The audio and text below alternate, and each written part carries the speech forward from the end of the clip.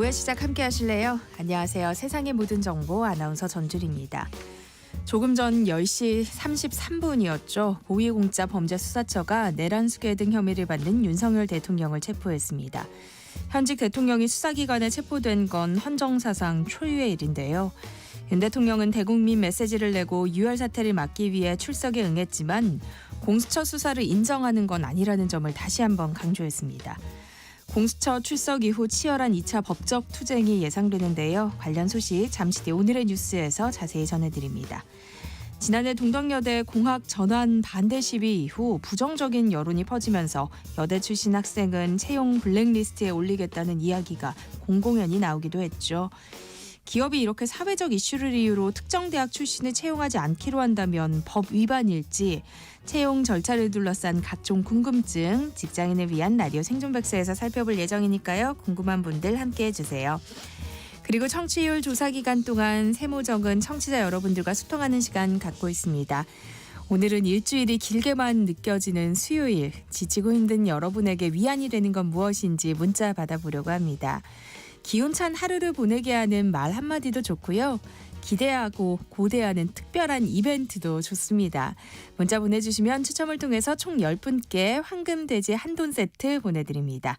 문자 주실 번호는 샵 9730번이고요. 짧은 문자 50원, 긴 문자는 100원의 이용료 있습니다. 콩 게시판을 통해서는 무료로 참여하실 수 있으니까요. 많은 참여 부탁드립니다. 그럼 KBS 세상의 모든 정보 지금 시작합니다.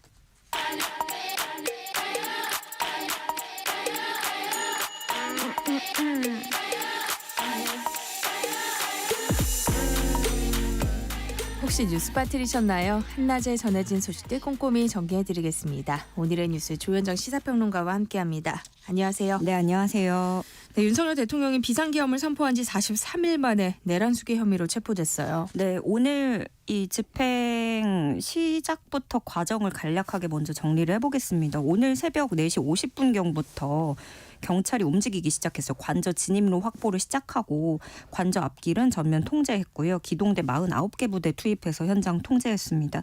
10분쯤 지나니까 경호처 측에서도 이 버스하고 차량을 재배치하면서 저지선을 좀 더 공고하게 만들기 위해서 움직였고요.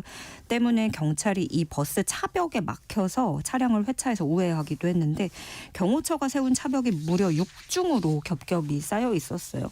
관저 앞에는 이 윤 대통령 측 변호인단 등이 반발하면서 대치를 하고 있었고 앞서 공수처 측에서 영장 내용 읽으면서 집행 의사를 밝혔는데 대통령 측 변호인단이 거부를 한 거죠. 또 변호인단뿐만이 아니라 국민의힘 의원들 40여 명, 당 관계자 40여 명 이렇게 해서 80여 명 정도 관저 입구 앞에서 5-6줄로 서서 경찰과 대치를 했습니다. 그래서 공조보는 이들에게도 지금 법원에 의해서 발부된 적법한 영장 발부를 집행을 진행하는 거니까 이걸 방해하면 당신들도 현행범도 체포할 것이다 이렇게 경고를 했는데 결국엔 몸싸움이 시작이 됐어요. 그래서 경찰 일부가 한 명씩 붙잡아서 끌어내고 일부는 인파를 뚫고 공관총 정문 쪽으로 진입을 했고요. 1차 저지선은 사다리로 버스 넘어서 진입을 했고 2차 저지선은 버스 차벽을 우회해서 통과를 했고 3차 저지선 여기서도 버스로 가로막혔는데 철문 옆에 있는 초소 통해서 진입했습니다. 체포영장 집행에 착수한 지 5시간 20여 분 만에 집행을 했고요. 차량 행렬이 곧바로 공수처로 이동을 했는데 오전 10시 51분쯤 정부 과천청사 정문을 이 차량이 통과했고요. 윤 대통령은 10시 53분경 건물 뒷문으로 진입하면서 정문에 마련됐던 포토라인에는 서지 않았습니다. 어떤 지지자들에게 모습을 보이면서 어떤 메시지를 낼까 관심도 보였지만 포토라인엔 서지 않았고 공수처에 따르면 조사가 이미 11시부터 시작이 됐다고 해요. 공수처 338호 영상녹화 조사실에서 피의자 조사가 시작이 됐고 이 조사는 이재승 공수처 차장이 맡은 것으로 전해졌습니다. 예, 윤석열 대통령이 체포영장 집행에 앞서서 영상을 통해서 공개적으로 입장을 밝히기도 했죠. 네, 이 미리 사전 녹화해둔 영상이었어요. 체포영장 집행 과정에서도 뭐 자진 출석을 하는 것이다 이러면서 공수처하고 좀 이게 대치가 있었는데 윤석열 대통령은 이 영상에서 유혈 사태를 막으려고 불법 수사지만 유혈 사태를 막기 위해서 공소처 출석에 응하는 것이다. 이렇게 강변을 토했습니다. 개탄스럽다라고도 표현을 했는데 수사기관이 없는 기관에 영장이 발부되고 영장심사권이 없는 법원이 영장을 발부하는 걸 보면서 그리고 수사기관이 거짓 공문서를 발부해서 국민을 기만하는 불법이 자행되고 강압적으로 진행하는 걸 보고 정말 개탄스럽지 않을 수 없다 이렇게 얘기를 했고요. 국민 여러분께서 그동안 특히 우리 청년들이 자유민주주의의 소중함을 재인식하게 되고 열정을 보여주시는 걸 보고 어두운 시절이지만 이 나라 미래는 희망적이라는 생각을 갖게 됐다. 이런 얘기들을 했고요. 결국에는 뭐 공수처의 수사를 인정하는 건 아니다. 내가 출석은 하지만 수사를 하지만 공수처의 그런 수사권을 인정하는 것은 아니다라는 점을 재차 강조를 했고 정진석 대통령실 비서실장도 입장을 밝혔는데요. 윤석열 대통령이 국민과 함께 끝까지 싸우겠다고 했다. 이렇게 얘기를 하면서 가장 중요한 건 국민들이 다치지 않는 것이다. 이런 마지막 메시지를 남겼다라고도 전했습니다. 네, 2차 체포영장 집행을 앞두고 이번에는 장기전이 될 수도 있다 이런 전망이 나왔는데 생각보다 빠르게 진행됐어요. 네, 공수처가 움직일 때 새벽까지만 해도 내일까지도 봐야 된다. 2박 3일도 갈 수 있다. 이렇게 전망이 나왔는데 확실히 좀 경호처 일선 직원들의 태도 변화가 큰 영향을 끼쳤다고 볼 수밖에 없는 것 같아요.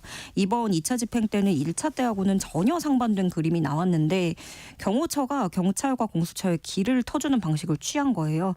사실상 협조한 거라고 볼 수 있고 경호처가 사전에 버스 차벽을 여러 겹겹이 두르기도 했지만 정작 그 안에 투입된 인력들은 길을 터준 거죠. 대다수 경호관들이 또 자리를 비우기도 했다는 거예요. 관전의 대기동에서 머무르거나 휴가를 쓰는 방식으로 해서 좀 집행 저지에 나서지 않는 쪽을 그런 방향을 택한 것으로 파악이 됐고요. 반면에 수뇌부는 달랐습니다. 강경파라고 하는 김성훈 차장, 이광우 경호본부장 등 지휘부는 무력 사용을 하더라도 영장 집행 이거 꼭 막아야 된다라는 방침을 아주 강경하게 계속 유지했던 것으로 전해졌고 그러면서 경호관들에게는 너희도 강력히 대응해야 된다라고 이렇게 회유를 했지만 일부 경우 정말 일부를 제외하고는 대다수 경호관들에게 어떤 호응을 받지 못했다라고 전해지고 있고요. 그러면 이걸 결과론적으로 보자면 경찰이 경호처를 상대로 사전에 벌였던 심리전이 유효했다. 이렇게 좀 볼 수 있는데 그런 거죠. 사실은 대통령에게 충성한다 한들 그 몫은 어떤 영광은 수뇌부가 가져가는 거잖아요. 그래서 일선 직원들은 어떻게 보면 우리만 피해 볼 수 있다. 이런 생각에 팽배했을 것으로 보여지고요. 그래서 경호처 내부를 심리적으로 좀 와해시키고 이렇게 심리전 쓴 게 적절하게 맞아떨어졌다고 봐야겠습니다. 네, 이날 새벽 관저 앞에는 국민의힘 의원 20여 명이 집결하기도 했는데요. 이후 일부 의원들은 관저에 들어가 윤 대통령을 면담했다면서요. 네, 그 앞서 공수처하고 대통령실 측에서 영장 집행 관련해서 조율을 했었잖아요. 그 동안에 여당 의원 일부와 윤 대통령이 접견을 진행했다는 건데 국민의힘이 먼저 새벽부터 지도부 회의 긴급 소집했고 의원 수십 명이 관저 앞으로 집결을 한 겁니다. 김기현, 나경원, 이철규, 윤상현, 조지현, 성일종, 정의용, 김정재, 조배숙, 정점식, 김장경 의원 등등이 있었고요. 이후에 또 원외 당협위원장들까지 모여서 30여 명 면담이 추가로 이루어졌다고 얘기가 들려옵니다. 이 자리 참석했던 한 관계자는 이 매체하고 인터뷰하면서 고생한 의원들에 대한 격려 차원이었다고 얘기를 했어요. 면담은 1시간 넘게 진행이 됐다고 하고 어떤 충돌에 대한 우려 이런 언급이 있었다고 얘기를 하는데 그 전에 윤 대통령이 이 관저 모였던 의원들에게 식사하자고 했던 거는 그땐 거부를 했었잖아요. 네. 이번엔 물론 면담과 격려 이 정도 대화 수준일 뿐이긴 하지만 조금 다른 모습이었고 관저에 들어갔던 사람 중에 한 명인 박충권 의원은 불법 영장 집행으로 헌법 질서가 파괴됐다면서 역사는 오늘 대한민국 치욕의 날을 기억할 것이다. 이렇게 목소리를 높였습니다. 네, 민주당 등 야당도 긴급 의원총회를 열고 상황 대응에 나섰어요. 네. 더불어민주당도 새벽부터 비상대기를 했어요. 체포가 또다시 무산된다면 최상목 대행을 비롯해서 책임론을 묻겠다고 벼르고 있었는데 체포가 됐으니까 이 소식에 일단은 참으로 다행이다라는 입장을 밝혔습니다. 그럼 이제 체포는 했으니까 그럼 앞으로의 조사에 대해서 날을 세우고 들여다볼 것으로 보여집니다. 박찬대 민주당 원내대표는 공수처는 윤석열을 구속수사해서 내란 사태의 전모를 낱낱이 밝히고 윤석열의 책임을 엄정히 물어야 된다라면서 구속수사를 촉구했습니다. 또 국민의힘 향해서는 즉시 특검 법안을 발의해라. 오늘 오후라도 발의를 한다면 밤을 새서라도 협의할 수 있다. 이런 의향을 밝혔습니다. 그런가 하면 반면에 국민의힘은 이번 체포영장 집행을 두고 의회 다수 정당에 의한 입법 테러다, 폭거다 이렇게 주장을 하고 있는데요. 또 야당인 민주당과 수사기관 향해서는 법적, 정치적, 역사적 책임을 물어서 나갈 것이라고 강조했어요. 민주당 또 야권에 부안회동돼서 권력을 탐하는 일부 공직자들이 가세해서 저지른 이 폭거를 여기 함께하고 있는 국민의힘 의원들 똑똑히 기억하고 법적 책임과 정치적, 역사적 책임을 반드시 물어갈 것이다 강조했고요. 나경원 의원은 대한민국 법치가 무너지고 대한민국 헌법이 파괴된 날이다. 더 이상 탈법, 불법, 무법으로 법치주의가 무너져서는 안 될 것이다. 책임을 묻겠다. 이런 말들을 반복했습니다. 네, 한낮의 교양 파트너 지금 여러분께서는 세상의 모든 정보와 함께하고 계십니다. 윤석열 대통령의 신병을 확보하면서 이제는 수사가 어떻게 진행될지에 관심이 쏠리고 있는데요. 조사가 끝난 후 공수처는 구속영장을 청구할 가능성이 높죠. 네, 공수처가 먼저 그 윤 대통령 조사 앞두고 그 전에 영상 녹화 장비하고 별도 휴식 공간이 있는 조사실을 준비했다고 알려졌었고 지금도 그 영상 녹화실에서 조사를 한다고 하고 윤 대통령이 동의를 하면 영상 녹화를 하는 거거든요. 그리고 이제 오늘 조사 마치고 나면 공수처는 윤 대통령을 경기도 의왕에 있는 서울구치소에 구금할 계획을 세우고 있는데 경호 문제 같은 거 조율을 해야 돼서 공수처 조사실에서 영장심사 결과를 기다릴 수도 있다고 전망이 나오고 있고요. 근데 구속영장이 발부되면 최장 20일 동안 구속수사 진행할 수 있습니다. 그렇지만 공수처는 이게 좀 구속기간 그 20일 안에 검찰로 또 사건을 넘겨서 열흘은 공수처가 열흘은 검찰이 이렇게 하는 방식이거든요. 그래서 대통령에 대한 기소권은 검찰에 있다라는 거고요.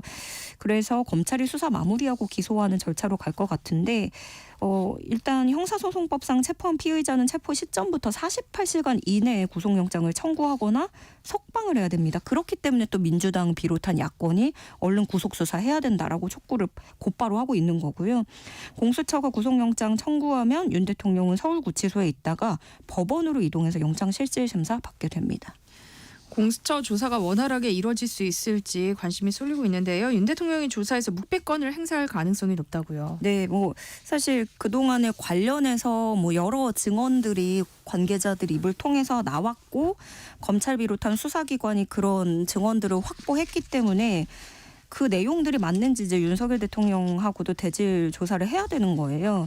근데 공수처도 200쪽 넘는 질문지를 이미 마련했고 계속 추가적으로 보완했다라고 하는데 다만 이제 윤 대통령 측은 묵비권 행사를 이미 예고를 스스로 하기도 했고 그렇게 가게 될 것 같아요. 지금 전망으로는요. 그래서 조사 과정에서 꽤나 진통이 예상이 됩니다. 이런 식으로 이제 만약에 법원이 이제 구속영장 발부를 했다라고 치고 그렇게 발부한 후에도 윤 대통령이 조사를 거부하면 이건 검찰이 자칫 진술 확보를 못한 채로 기소를 해야 되는 상황도 배제할 수 없어 보입니다. 사상 초유의 일이라 구치소에 수감된다고 하면 대통령 경호 문제는 어떻게 되는 거예요? 지금까지도 사실 체포영장 집행하는 동안에도 사사건건 이제 서로가 배치되는 주장을 하고 있었잖아요. 그럼 이제 경호 문제를 두고도 계속해서 서로 상반된 주장이 나오고 논란이 계속될 것으로 보여집니다. 일단 이번 일련의 사태들이 전부 다 전례가 없는 일이에요. 그러다 보니까 이번에도 이 수사를 벌일 때 대통령 경호처, 공수처, 법무부 교정본부까지 협의가 필수적인 상황인데요. 당장은 전직 대통령에 대한 선례를 참고를 하겠죠. 그게 최우선일 텐데 대통령 구속에 앞서서 체포가 먼저 이뤄진 것도 또 처음이라서 이 경호 수위를 두고 힘겨루기를 할 게 뻔해 보이고요. 공수처에 따르면 대통령 경호처 측에서 먼저 협의 요청이 있었습니다. 예를 들어서 공수처로 갈 건데 공수처 건물에 대해서 폭발물 검색이 필요하다라든가 뭐 조사 관련된 한 층을 싹 다 비워줘야 된다라든가 이런 식으로 대통령 경호처에서 얘기를 했다는 거예요.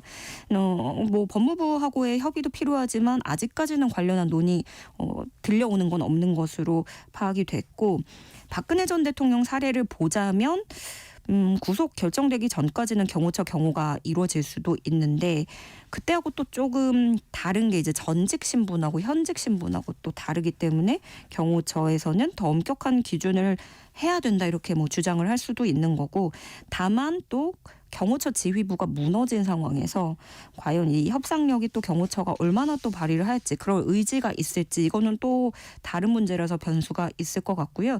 윤 대통령 측에서는 체포 시에 이 구금될 서울구치소를 경호구역으로 지정해야 된다는 입장을 피력한 것으로 알려졌습니다.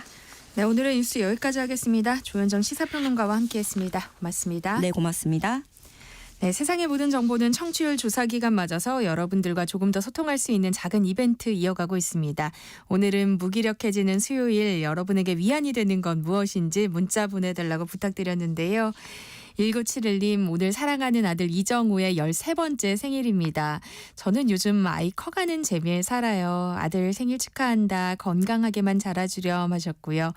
4798님 부산 버스 승무원입니다. 마치고 퇴근하면 초등학생인 손주가 할아버지 오늘 추운데 어떻게 이랬어요? 고생하셨고 술은 드시지 마세요 라고 하는데 그 전화 받으면서 캔맥주 한 캔 하는 게 제일 행복하고 낙입니다 하셨고요. 1025님 저는 두 아들이 방학해서 요즘 돌아서면 밥 차리고 돌아서면 밥 차리는 돌밥 시즌입니다. 매일 주방에서 보내고 있는데요. 그래도 먹성 좋은 아들들이 잘 먹어줘서 기분이 좋고 설거지는 두 아들이 교대로 하겠다고 해서 기운이 납니다 하셨어요. 효자네요. 0016님 주말에 이사합니다. 월세 생활 청산하고 전세로 이사하는 거라 너무 좋아요. 회사 다니면서 열심히 아끼고 모은 돈에 은행 도움도 더해졌지만 너무 뿌듯하고 힘이 나는 수요일입니다 하셨어요. 축하드립니다. 여러분 계속해서 문자 보내주세요. 추첨을 통해서 총 10분께 황금돼지 한돈 세트 보내드립니다. 참여하실 번호는 샵 9730번이고요. 짧은 문자 50원, 긴 문자는 100원의 이용료 부과됩니다. KBS 1라디오 세상의 모든 정보 함께하고 계신 지금 시각은 12시 37분입니다. 이 시각 교통정보 알아봅니다. 네, 이 시각 교통정보입니다. 서울시내 한남대로 상황부터 살펴드릴게요. 이제는 지나는데 크게 어렵지 않겠습니다. 아직 남산 1호 터널 쪽으로 부분 통제는 이루어지고 있지만 집회 인원들이 해산을 했고요. 차벽들도 사라지고 있습니다. 남산 1호 터널 도심 쪽으로 큰 정체 없이 운행 가능하겠습니다. 반대 한남대교 쪽으로는 한남을 고가차도에서 한남 오거리 쪽으로 서행하고 있습니다. 고속도로 정체 구간 많지는 않은데요. 돌발 상황 때문에 불편해진 곳들이 있습니다. 경부고속도로 부산 쪽 증약터널 부근부터 속도가 뚝 떨어지고 있는데요. 옥천 부근 작업 때문입니다. 1차로와 2차로가 막히면서 이렇게 많이 밀리고 있습니다. 서해안고속도로 서울 쪽으로 매송에서 팔곡터널 쪽으로 속도를 줄이는데요. 작업은 마무리됐습니다. KBS 교통정보센터에서 이현입니다. 세상의 모든 정보는 청취자분들의 관심과 참여를 기다립니다. 방송 들으시면서 궁금한 점이 있거나 의견 공유하고 싶은 분들 계시면 문자 보내주세요. 추첨을 통해 모바일 쿠폰 보내드리겠습니다. 참여하실 번호는 샵 9730이고요. 짧은 문자 50원, 긴 문자 100원의 이용료가 부과됩니다. 콩 게시판을 통해서는 무료로 참여하실 수 있고요. KBS 1라디오 유튜브 채널을 통해서도 실시간으로 시청 참여하실 수 있습니다. 꼭 알아야 할 정보를 알기 쉽게 전달해드리는 세상의 모든 지식. 우리 사회를 들끓게 한 사건을 살펴보는 사건 노트 시간이죠. 배상훈 프로파일러와 함께하겠습니다. 어서 오세요. 안녕하세요. 네, 전남 순천에서 귀가 중인 여학생을 살인했던 박대성. 1심에서 무기징역을 선고받았어요. 예, 사건은 지난 작년 9월 26일 전남 순천에서 벌어졌습니다. 본인의 어떤 영업장, 그러니까 저기 술집 같은 걸 했는데요. 거기서 술을 자기는 많이 먹었다는데 실제로 나중에 보니까 그렇게 많이 먹지는 않았는데 네. 아무 이유도 없이 지나가는 10대 청소년, 10대 후반의 청소년을 잔인하게 살해했어요. 네. 그런 후에 또 다른 어떤 범행 대상을 또 찾고 있다가 시민들한테 체포된 그 사건인데 이 사건 자체가 굉장히 그 충격적인 거는 네. 범행 후에 또 조사받을 때 이게 뭐 웃는 모습을 많이 해갖고 이런 많은 분들이 놀라셨는데 이런 형태를 러스트 머더라고 합니다. 일종의 그러니까 이제 살인 후 각성 후에 뭔가 그것에 대한 것을 각성 단계가 유지되는 형태의 그런 아주 독특한 범죄자의 유형을 얘기합니다. 정말 독특한 모습인 게 항소를 했고 또 박대성은 재판 내내 반성의 기미를 보이지 않았어요. 예. 그러니까 보통의 경우는 형식적으로나도 반성의 어떤 걸 하거든요. 네. 근데 실제로 재판 내내 수사 내내 실제로는 뭐 장난기 어린 어떤 머리를 흔들거나 뭐라 이런 얘기도 하고 실제로 수사하는 과정에서도 사실은 그 수사관들이랑 농담 따먹기라고 해야 되나요? 그런 짓거리를 한 그런 형태의 범죄자입니다. 많은 분들이 이 사건에 대해서 공분을 샀던 게 이렇게 살인 사건 직후에 홀로 미소 짓고 있는 모습이 CCTV에 포착되기도 해서 또 그게 공개가 되면서 많은 분들이 이제 공분을 샀는데 아직까지도 반성의 기미가 없고 또 항소를 했고 뭐 항소야 할 수 있다고 하지만 재판 과정 내내 또 웃는 모습을 보였다는 건 좀 충격적인 것 같아요. 보통은 이제 가명을 위해서라도 반성문을 내고 반성하는 척은 하잖아요. 그렇죠. 보통은 반성문을 쓰죠. 네. 근데 그 반성문조차도 쓸 생각이 없었던 것 같습니다. 그러니까 가끔 글쎄요 100명 중에 1명 정도 이런 형태의 러스트 머더들이 나타납니다. 근데 그 러스트 머더들은 실제로 이 피해자에 대해서 네. 이런 공감을 전혀 하지 않고 네. 자신의 행위에 대해서만 지속적으로 되새김질을 하는 유형이기 때문에 반성문을 못 쓰는 겁니다. 네. 못 쓰고 안 쓰는 거죠. 그럼 자신에게 어떤 벌이 내려져도 그건 상관하지 않겠다 그렇죠. 뭐 이런 거예요? 그건 전혀 상관이 없죠. 아. 상관없이 그거 자체는 의미가 없고 본인한테는 네. 살인한 행위 자체가 머릿속에서 지속적으로 반복되는 겁니다. 그래서 그 안에서도 또 다른 네. 사람을 괴롭히거나 공격할 수 있죠. 교도소 안에서도. 근데 전자장치 부착 명령이 내려졌어요. 이게 무기징역인데도 네. 그런데 많은 분들이 무기라는 개념을 잘못 아시는데 종신형이 아닙니다. 기한이 없다는 뜻입니다. 네. 그 얘기는 기한이 없다는 것은 실제로는 20년이 지나면 20년 후에 가석방이 될 수도 있습니다. 우리나라의 법체계상. 그러니까 무기징역이 종신형이 아닙니다. 그렇기 네. 때문에 실제로 20년 후에는 가석방이 될 수도 있고 성범죄가 아니기 때문에 아니라고 지금 재판결 나왔기 때문에 20년 후에 가석방이 추정되고 그 과정에서 전자장치 부착 명령이 함께 내려지게 되는 거죠. 보통 우리가 기사에서 보면 미국은 뭐 200년 예, 예. 뭐 이런 게 내려졌다라고 하는데 우리 생각에는 그게 우리의 무기징역과 같은 의미라고 절대 생각하는데 아닙니다. 그렇지 예, 않은 거군요. 우리의 무기징역은 기한이 정해지지 않았다. 최대 20년, 최소 20년 후에는 가석방 될 수 있다. 이렇게 생각하시면 됩니다. 그게 이상하죠. 네. 이상하고 불합리하죠. 피해자는 너무 억울하죠. 그럼 교도소 생활을 잘해가지고 감형받을 수 있는 가능성이 열려 있는 거네요. 그렇죠. 이런 자들은 실제로 교도소 생활 되게 잘합니다. 네. 왜냐하면 굉장히 수능적이고 왜냐하면 교도관이라고 하는 큰 시스템에 딱 움츠러들었을 때는 되게 착해 보입니다. 강자 앞에서는 그렇죠. 약한 척하는 거군요. 약이죠. 예. 전 연인을 살해하고 이를 말리던 피해자 모친까지 살해하려 했던 서동아.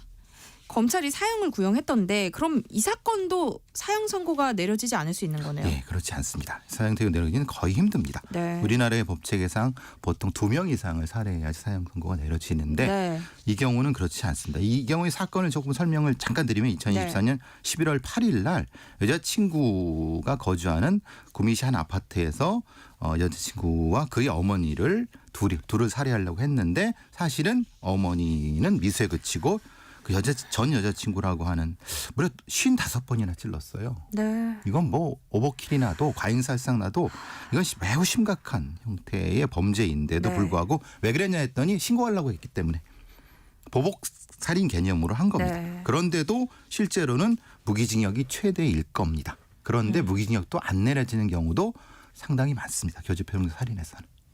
근데 앞서서 뭐 서동아도 그렇고 이 앞선 사건도 그렇고 박대성도 그렇고 재범 우려가 굉장히 높아 보여요. 특히 교주폭력 살인은 재범 우려가 엄청 높죠. 엄청 높다고 생각하면 됩니다.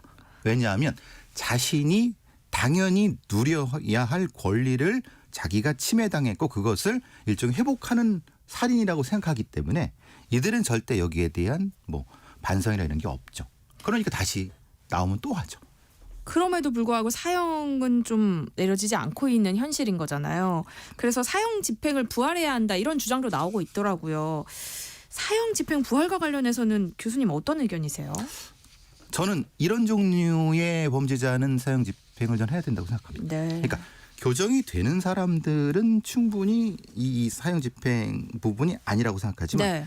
이런 종류의 범죄자들 특히 교제폭력 살인 같은 경우 전혀 교화되지 않는 경우는 20년 30년을 나와봤자 똑같은 행위를 반복할 겁니다.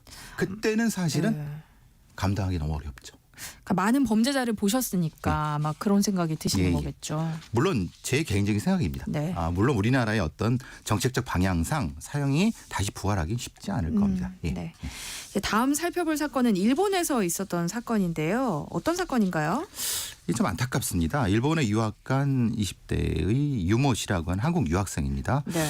일본에서도 명문대인 그 호세이 대학이라고 하는 데서 사회학 전공을 한 유학생인데요. 네. 이분이 갑자기 어떤 캠퍼스 교실에서 수업받는 중에 다른 그 수업받는 분들을 공격했어요. 한 8명 정도를 했는데 네. 2명 정도가 조금 다쳤는데 네. 실제로 뭐 중상은 없지만은 망치를 휘둘렀다는 것 때문에 그런데 도망가는 학생들에서 윗들을 얻고 교직원한테 제압이 당했는데 네. 지금 이제 검찰에 송치된 상태입니다. 왜 이런 범행을 저질렀다고 말하나요? 여러 가지 이유가 있을 수 있습니다. 본인의 주장은 이지메, 그러니까 일본 말 이지메, 이 집나 떠돌리면 당했다. 네. 그러니까 저는 참을 수가 없어서 공격을 했다라고 하는 거고 네. 그런데 8명 중에 6명은 처음 만난 사람입니다. 2명만 알던 사람이라고 하는 거예요.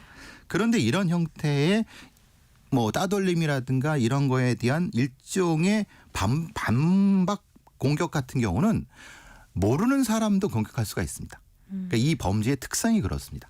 그런데 실제로 이 같은 유학생들은 이 사람이 따돌림 당했을 가능성이 높다라고 얘기를 합니다. 그런데 꼭 이렇게 했어야 되느냐? 폭력은 안 되니까. 그럼요. 그런데 그럼 중간에 일본의 대학이나 교직원이나 아니면 어떤 시스템에서 이 떠돌림에 대한 어떤 대응이 나왔어야 되는 거 아니냐? 이런 얘기도 나오는 겁니다. 이게 조금 복잡해지죠. 네. 왜냐하면 혐한 문제도 있고. 네. 그럼 왜 뭐 일본 사람들은 그러죠. 왜 우리나라로 유학 왔어 그럼 오지 말지. 이런 얘기도 나오고. 네. 그러니까 조금 복잡한 사안 같습니다. 근데 뭐 나름의 이유가 아무리 있었다고 해도 잘 모르는 학생도 피해를 입었다는 걸 보면 일종의 묻지마 범죄로 보이긴 하거든요. 그렇죠. 묻지마 범죄에 가깝죠. 네. 가깝죠. 그런데 이제 다른 나라 문화권에서 가서 네. 이런 충돌이 벌어진 것 때문에 네. 혐오 범죄일 가능성도 있죠. 네. 혐오 범죄와 연결될 수 있죠. 근데 평소에는 이상 행동이 없었을까요? 뭐 좀 있었다고 합니다. 말하자면은 어떤 교수님하고의 관계라든가 다른 어떤 일본인 학생과의 관계에서 분명히 전조 증상이 나타났다고 합니다. 몇 달 전부터 나타났다고 해요. 그런데도 대응이 안 됐다는 건 사실은 좀 아쉽죠. 네. 그럼 이 유학생은 재판을 일본에서 받게 되는 거예요? 예, 속지주의입니다.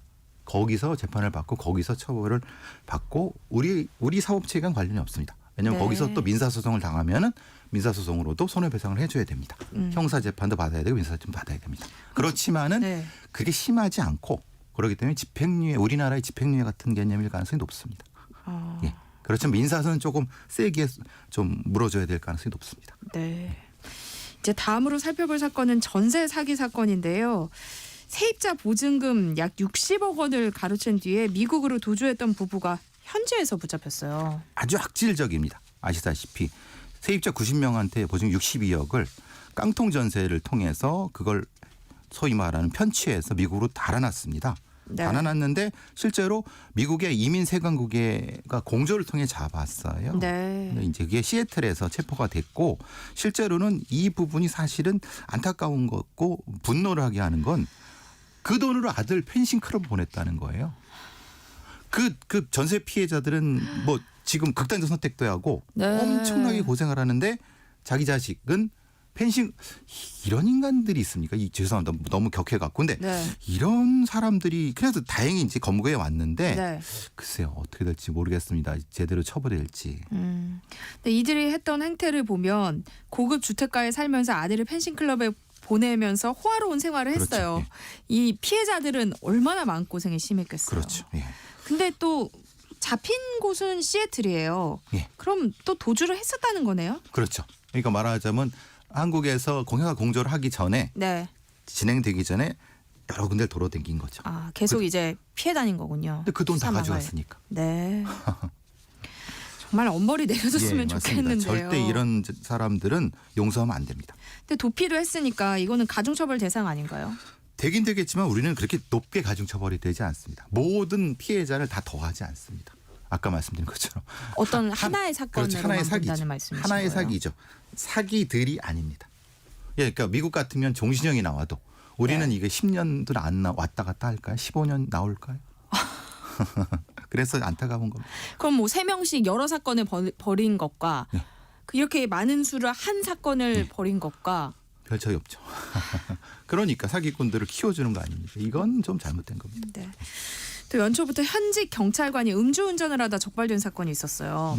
저도 전직 경찰로서 대단히 송구스럽습니다. 사실은 이 울산에서 울주군에서 이 벌어진 일인데요. 사실은 이게 시민이 신고해 갖고 발견했는데 해보니까 0.08 그 면허 취소 수준의 50대 경위입니다. 네. 술 먹고 운전대를 잡은 거예요. 이런 사람들이 어떻게 경찰이 됐는지 참 안타깝습니다. 그런데 음주운전은 하는 사람이 좀 또 하는 경우가 많은 것 같아요. 표면상 재범률은 40%라고 합니다. 근데 제가 현장에서 느끼는 건 네. 80%가 넘습니다. 하는 사람은 그냥 합니다. 이건 왜 이거 그럴까요? 상습범입니다. 그러니까 머릿속에 각인된 거죠. 그리고 실제로 형량도 너무 낮고 지금 현직 경찰들이 음주는 해봤자 징계 얼마나 받을까요? 실제로는 파면도 안 됩니다. 파면이 안 되나요? 예. 징계나 좀 받고 말 겁니다. 그래서 그러니까 계속 반복이 되죠. 이게 바로 해임되고 파면되면은 행했습니까? 처벌 기준을 좀 높여야 되는 거 아니에요? 많이 높여야죠. 특히 공적인 업무를 가진 사람들은 훨씬 높여야 되고 네. 투 스트라이크가 아니라 원 스트라이크 아웃을 해야죠. 그럼요. 한 번에 했죠. 근데 때 되면 사면해지고 다시 면허 복귀해주고 그러지 않습니까? 참 바뀌어야 될 부분이 많네요. 글쎄요. 그러니까 이게 실제로는 워낙 물론 법규는 현실적으로 높습니다. 네. 법 낮은 건 아닙니다. 근데 네. 재판 단계에 가면은 네. 이리 빼주고 저리 빼주니까 현실에서는 실제로는 2심 3심 가면 또 행정 처분 가면 낮아지는 거죠. 이게 우리 사회가 좀 술에 대해서 관대한 문화의 영향도 어느 정도 있는 것 같아요. 언제까지 그 관대해야 됩니까? 이제는 관대 떨쳐야 되는 거 아닌가요? 어떻게 술을 이걸. 그래서 연초에 음주운전 단속을 경찰이 벌이고 있습니다. 근데 이 단속 위치를 공유하는 앱이 또 인기를 끌면서 이게 단속 효과가 떨어지고 있다고 하더라고요. 앱은 이겁니다. 네. 자기가 여기서 단속을 당했으면 여기 찍어 놓습니다. 그럼 다른 사람이 알겠죠. 네. 다른 사람은 또 거기서 찍읍니다. 그러면 그 한 화면에 다 나타나겠죠. 서로 범죄자들이 공유하는 겁니다. 이건 반사회적인 건데 이런 네. 앱을 그냥 놔두는 겁니다. 월 평균 사용자가 24,000입니다. 맞네요. 이야, 그러니까 이런 걸 방치하니까 술 먹고 빠져나갈 수 있다는 생각을 하니까 술을 네. 먹게 되는 거 운전하는 거 아니겠습니까? 그러니까 당연히 단속효과가 떨어지는데 물론 경찰도 알고 있습니다. 알고 네. 이걸 또 다시 그걸 바꿔서 위치를 막 바꾸나요? 불시하지만 네. 또 그걸 알고 다시 또 하고 또 누군가는 또 공유를 네. 하고. 그 중에 하나는 현직 경찰이 음주를 하니까 자기가 또 하고 정보를 흘리고 네. 일거에 다 잡아야 됩니다. 사건 노트 배상훈 프로파일러와 함께했습니다. 고맙습니다. 감사합니다. 세상의 모든 정보 1부 순서는 여기서 마무리하고요. 저는 잠시 후 2부에 돌아올게요. 저희 2부 코너에서는요. 세모정 PD의 최신 트렌드 따라잡기, 주 PD의 체험 삶의 현장 코너 기다리고 있으니까요. 많은 기대 부탁드립니다. 2부에 올게요.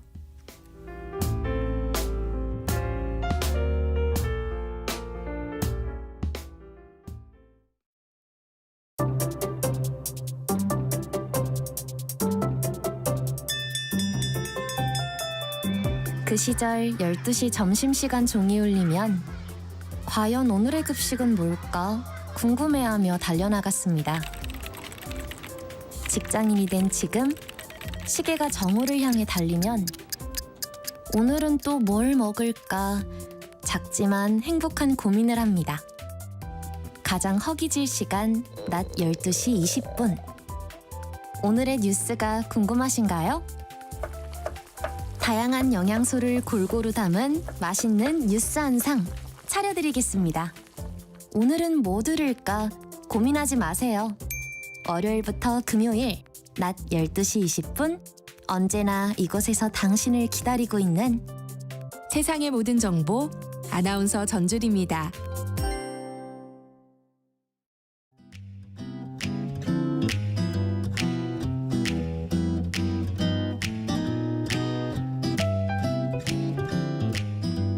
안녕하세요.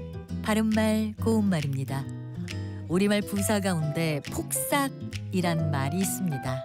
폭삭은 여러 가지 뜻으로 쓰이는데요. 기본 의미는 부피만 있고 매우 엉성한 물건이 보드랍게 가라앉거나 쉽게 부서지는 모양입니다. 예를 들어 쌓인 낙엽이 폭삭 가라앉았다 또는 유리잔이 폭삭 깨어졌다 이렇게 쓸 수 있습니다. 이외에도 이 부사가 나타내는 여러 가지 뜻의 예문을 들려드리면 달걀이 폭삭 골았다, 얼굴이 폭삭 늙었다, 해가 지자 꽃이 폭삭 시들어버렸다 또는 집안이 폭삭 망하다 같이 뭔가 부정적인 상황에서 많이 쓰이는 것으로 보입니다. 폭삭이 동사 폭삭하다로 쓰이는 경우를 보면 건배하다가 술잔이 폭삭하며 깨져버렸다라든지 그의 사업은 번창하다가 지금은 폭삭해버렸다 같이 거의 비슷한 의미로 사용됩니다. 그런데 폭삭하다가 형용사로 쓰일 때도 있습니다. 겨울에 입는 패딩을 두고 말할 때 폭삭한 느낌 이렇게 말한다면 이때는 어떤 의미일까요? 형용사 폭삭하다에는 물건이 부피만 있고 매우 엉성하여 가라앉거나 바스러지기 쉽다라는 뜻과 가볍고 폭신하다라는 뜻이 있습니다. 앞서 말씀드린 패딩의 폭삭한 느낌은 물론 가볍고 폭신하다라는 뜻으로 말한 것이겠죠. 이처럼 같은 표현이라도 다양한 뜻과 품사가 있다는 점에서 매우 흥미롭다고 할 수 있습니다. 바른말 고운말 아나운서 변희영이었습니다.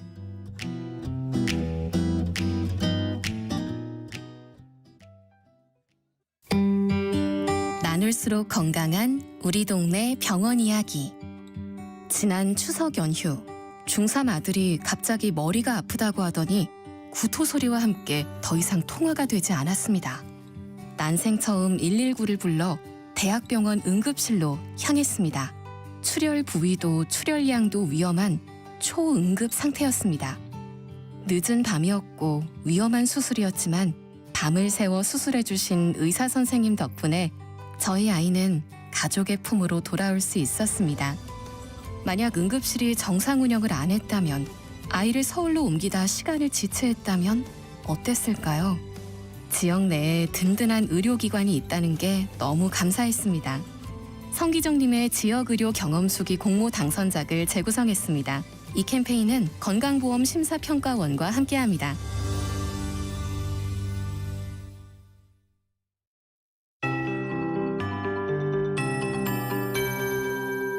KBS 58분 날씨. 찬바람이 강하게 불며 체감온도가 뚝 떨어져 있습니다. 현재 서울의 체감온도는 영하 5도 정도, 대구는 영하 2도 정도로 나타나고 있습니다. 오늘 예상 낮 최고 기온이 서울 영하 1도, 대전 1도, 강릉 광주 2도, 부산 4도 등으로 어제보다 5도에서 10도 정도 낮겠고요. 바람이 강하게 불어서 체감온도는 종일 영하권에 머무는 곳이 많겠습니다. 내일 아침에는 서울이 영하 5도, 대구 영하 6도 등으로 오늘 아침보다 1도에서 4도 정도 더 떨어지겠습니다.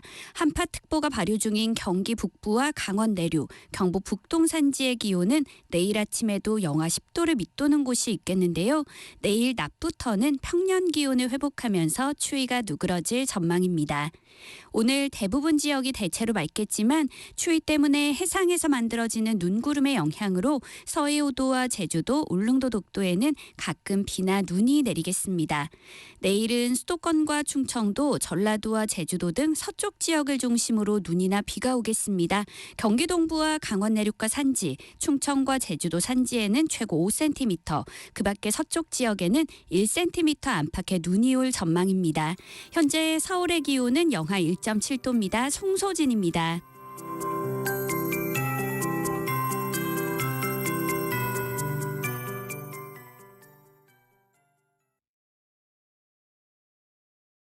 정성을 다하는 국민의 방송 KBS가 한시를 알려드립니다. AM 711kHz, FM 97.3MHz, KBS 1라디오입니다. HLKA.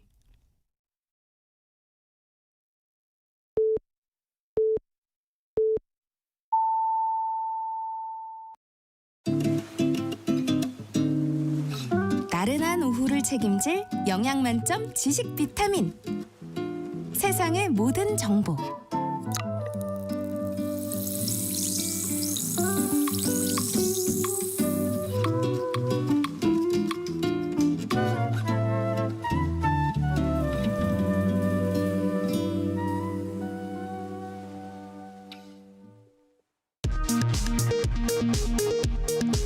이 시각 라디오 정보센터 뉴스입니다.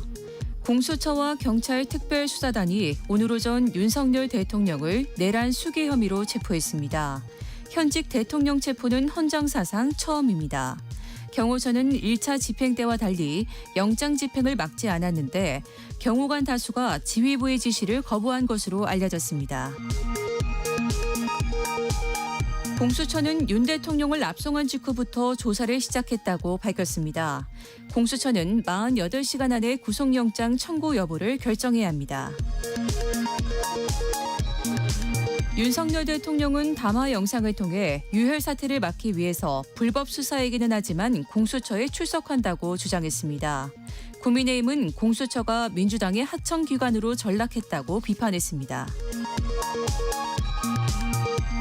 더불어민주당은 윤석열 대통령 체포에 대해 헌정질서와 민주주의의 회복, 법치 실현을 위한 첫걸음이라고 평가했습니다. 조국혁신당은 내란의 시간은 끝나고 정의 구현의 시간이 도래했다고 평가했습니다. 국회 탄핵소추로 직무정지 상태인 한덕수 국무총리는 12.3 비상계엄은 절차상 흠결과 실체적 흠결 등으로 봤을 때 정상적이지 않았다고 생각한다며 이를 막지 못해 송구하던 입장을 밝혔습니다. 지금까지 라디오 정보센터 뉴스 정한나였습니다.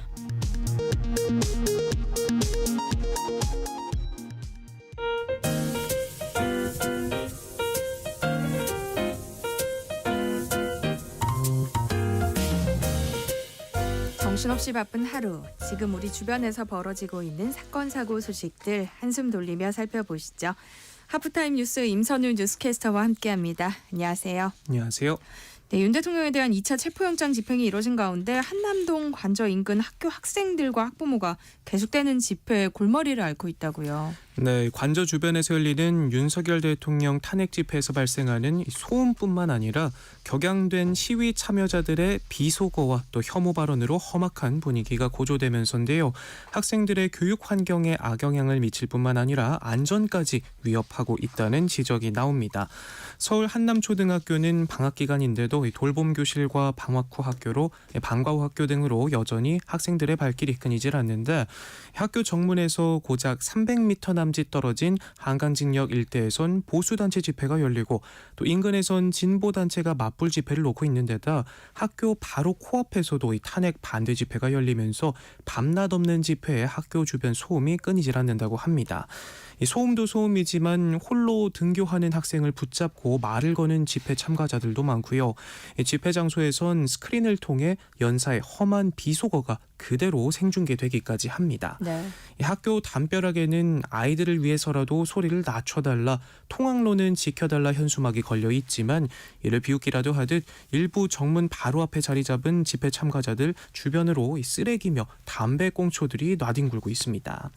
학부모들은 불안감을 감추지 못하고 있습니다. 아이 손을 잡고 하교하던 한 어머니는 아이가 교실 안에서도 욕이 다 들린다고 한다며 길에서도 시위 참가자들이 큰 소리로 고함을 쳐 무서워해 며칠간 반차를 내고 하교길을 같이 하고 있다고 하소연했고요.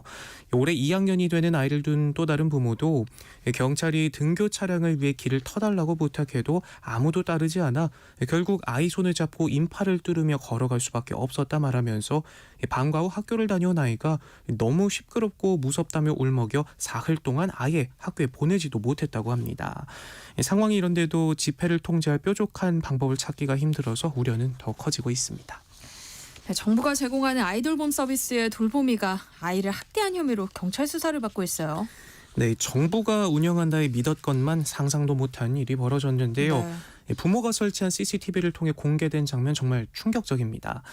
두 돌이 조금 지난 쌍둥이 남매 곁에서 빨래를 정리하던 돌보미가 누워있던 남자아이가 일어나려 하자 거칠게 머리를 짓누르고요. 곁에서 이럴 행동을 본 여자아이는 얼어붙은 듯 꼼짝도 하지 않았습니다.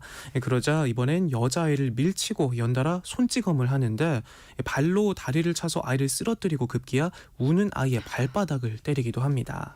이 여성은 정부가 운영하는 아이돌봄 서비스의 돌보미로 일해왔는데 분통 터지는 점은 이 여성이 소속된 인천의 아이돌봄 지원센터에 연락해봤지만 해고할 수는 없고 최대 6개월 활동 정지라는 답만 돌아왔다고 합니다. 이 여성은 훈육 차원에서 아이를 한 차례만 때렸다는 입장이고요. 현재 경찰은 아동복지법상 아동학대 혐의로 입건 전 조사 중이고 주무부처인 여성가족부는 사과와 함께 재발 방지 대책을 마련하겠다 밝혔습니다. 저도 곧 아빠가 될 입장에서 참 분통 터지는 소식인데요. 네. 정부가 운영하는 제도라 아이를 믿고 맡겼을 텐데 사과와 재발 방지 대책은 당연한 거고요. 하지만 이미 골마버린 아이 마음은 어떻게 하나요? 이 피해 아동의 어머니는 아이들이 다른 선생님이 와도 기겁을 하면서 놀란다 씁쓸히 말하는데 참 속이 상하네요. 다음 소식도 또 답답한 이야기예요. 네. 한 유치원에선 교사가 밥 먹는 아이의 의자를 뒤에서 끌어당겨 넘어뜨린 일도 있었는데요. 유치원 측은 단순 훈육 차원이었다고 주장하고 있어요. 네, 아이 부모는 평소 아이와의 대화에서 이상한 낌새를 느껴 이 유치원 CCTV를 확인했다 놀란 가슴을 쓸어내려야 했습니다. 공개된 영상에는 아이들이 네모난 탁자에 둘러앉아 밥을 먹고 있었는데 옆을 지나던 유치원 교사가 갑자기 한 아이의 의자를 잡아 빼냅니다. 아이는 그대로 엉덩방아를 짚고 넘어진 채 놀라서 뒤를 올려다보는데요. 아이 부모는 이외에도 혼자 밥을 먹게 하는 등 적어도 2달간 추가 피해가 이어졌다고 주장하고 있습니다. 네. 하지만 유치원 측은 훈육 차원에서 한 행동으로 아동학대는 아니다 맞서고 있고요. 그러면서도 훈육 이유에 대해서는 답하기 어렵다고만 말합니다. 신고를 받은 경찰은 조사를 벌인 뒤 아동학대 혐의가 드러날 경우 형사 입건하겠다는 방침입니다. 안타까운 또 사고 소식인데요. 얼어붙은 저수지 빙판이 깨지면서 위에서 놀던 중학생들이 물에 빠지는 사고가 있었어요. 네, 이 아이들은 산 중턱 저수지에 얼음판을 타며 놀러 갔다가 변을 당했는데요. 30분쯤 지났을까 한 아이가 놀란 표정으로 뛰어내려와 경찰과 함께 급히 위로 올라가고 이어 구급차와 구조대원들이 뒤를 따랐습니다. 꽁꽁 언 줄 알았던 빙판이 갑자기 깨지면서 일행 6명이 물에 빠지고 만 건데요. 5명은 구조됐지만 1명은 끝내 숨진 채 발견됐습니다. 먼저 빠진 친구를 구하려고 잇따라 얼음판 위로 뛰어들었다가 한꺼번에 빠졌다고 하는데 숨진 아이 역시 낚싯대로 친구들을 구하려다가 물에 빠졌다고 하네요. 비교적 얇은 저수지 가운데 부분의 얼음판이 최근 부쩍 오른 낮 기온에 일찍 녹으면서 사고가 난 건데 겨울철 빙판은 눈으로 두께를 알기가 어려운 만큼 되도록 올라서지 않아야 사고를 막을 수 있습니다. 특히 이번 사고처럼 가장자리 쪽이 두껍게 얼어서 보행이 가능하다 하더라도 가운데로 갈수록 점점 더 얇아져서 깨져버리는 경우가 많다고 하니까요. 얼음 위에 올라가 논다거나 낚시를 하는 행위 삼가하셔야겠고요. 만약 얼음이 깨져 빠지게 되면 당황하지 말고 빙판 위로 팔을 올려서 구조를 기다리는 게 가장 좋은 방법이라고 하네요. 네. 정부가 연이은 과로사 논란을 빚은 쿠팡의 배송 자회사에 대한 근로감독 결과를 내놨는데요. 그런데 쿠팡의 배송 기사는 근로자로 볼 수 없다. 불법 파견 혐의가 없다는 결론을 내려서 논란이 일고 있어요. 네, 지난해 5월이었죠. 이 새벽 배송 업무를 마치고 귀가한 정슬기 씨가 자택에서 쓰러져 숨졌는데 한 주에 74시간 넘게 6일 야간 근무를 하던 정 씨 휴대전화에는 개처럼 뛰고 있다는 사측과의 카톡 대화만 남아 있었습니다. 사실상 쿠팡의 지위를 받는 근로자지만 사업자로 위장됐다는 불법 파견 여부가 쟁점이 됐는데, 하지만 고용노동부는 배송기사들을 근로자로 볼 수 없다는 근로감독 결과를 내놨습니다. 배송 차량을 소유하면서 아르바이트나 가족과 함께 배송하는 것도 가능하고 자신의 재량으로 업무를 수행한다는 이유에서였는데, 근로기준법상 근로자가 아니니 불법 파견도 아니라는 겁니다. 산업안전보건법 위반 사례를 다수 적발해 과태료 조치 등을 취했지만 이 무리한 야간 배송에 대해서는 업무 경감 방안을 마련하라 권고하는 데 그쳤고요. 배송 목표를 채우지 못하면 배송 구역을 회수하는 클렌징 제도에 대한 지적도 내놓지 못했습니다. 이 유족들은 본질적인 문제를 따져야지 아주 지엽한 문제 가지고 뭐 했다, 기업한테 대책을 세워라, 이런 게 말이 되느냐, 그걸 못해서 사람이 죽어나가는 거다라며 분통을 터뜨렸고요. 당장 노동계에서도 클렌징 제도와 야간 노동 등 쿠팡이 노동자에게 강요하는 서비스 지표에 대한 감독령이 빠져있다 비판이 나왔고, 국회 환경노동위원회 소속 민주당 의원들은 미흡한 수준을 넘어 사실상 불법 경영에 면죄부를 줬다는 성명을 내기도 했습니다. 네. 설 명절이 코앞으로 다가왔는데요. 한 푼이라도 더 아껴보려고 지역 화폐를 구하기 위한 발길이 끊이질 않고 있다고요. 네, 이 얇아지는 지갑에 또 이번 설 차례상 비용이 역대급으로 많이 들 것이란 전망까지 나오는 가운데 시민들이 조금이라도 아껴보고자 이 지역 화폐를 구하기 위해 오픈런까지 마다하지 않고 있다고 합니다. 어제 포항 상도동에 있는 IM뱅크 지점 앞에서는 한겨울 추위에 패딩이며 목도리로 중무장한 80여 명의 시민들이 은행 앞에서 장사진을 치기도 했는데요. 지역 화폐인 포항사랑 상품권을 구하기 위해 이른 새벽부터 인파가 몰렸는데, 이런 진풍경은 이날 지역 화폐 판매를 시작한 포항 지역 167개 점포 전부에서 목격됐습니다. 탄핵 정국이 길어지고 제주항공 참사 여파로 지역 경기가 얼어붙으면서 지자체들이 지역 화폐 할인율을 높이고 구매 한도도 높이면서 불황을 반영한 듯 일부는 나오자마자 품귀 현상을 빚을 정도라고 하는데요. 포항시의 경우 앞서 발행한 350억 원 규모의 카드형 모바일 상품권은 사흘 만에 매진됐다고 하고요. 일부 은행에선 전날 뽑아둔 번호표를 들고 나타난 얌체 가짜 번호표까지 등장해 실랑이가 벌어질 정도였다고 합니다. 정부가 올해 지역화폐 관련 예산을 전액 삭감했지만 경기 침체가 우려되면서 전국 지자체들은 오히려 발행 규모를 늘리고 있습니다. 경기 수원시의 경우 올해 수원페이 관련 예산을 역대 최대 규모인 411억 원을 투입했고요. 기존 10%였던 지역화폐 인센티브를 1월 판매분에만 2배인 20%까지 올리자 새해 첫날 12시간 만에 100억 원어치가 팔려나가는 등 호응이 뜨거웠고요.